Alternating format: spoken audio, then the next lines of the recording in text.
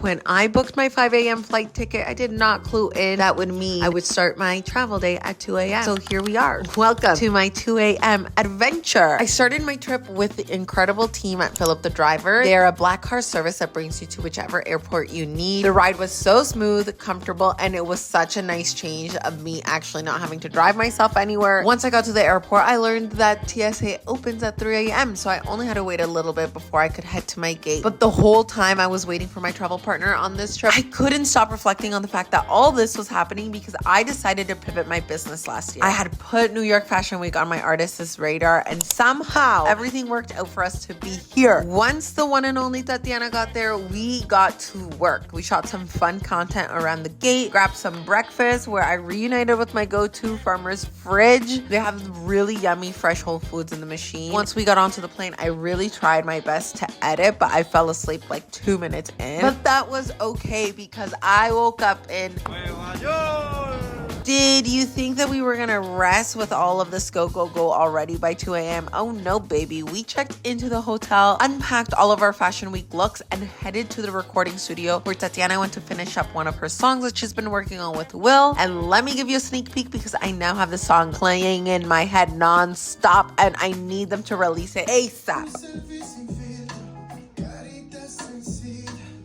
Once we finished here, we made our last stop of the day, and it was to Williamsburg to eat at a restaurant I've had on my go-to list for years, which is Casa Hora. It's a Venezuelan restaurant that's Michelin recognized, and you know I gotta go and support my people. And I was so thrilled, absolute awe to be there. I will be sharing more over dinner after, but once we finished here, we headed to the hotel and wrapped our first full day in New York City. Hey, at this point, I really don't know what I was thinking.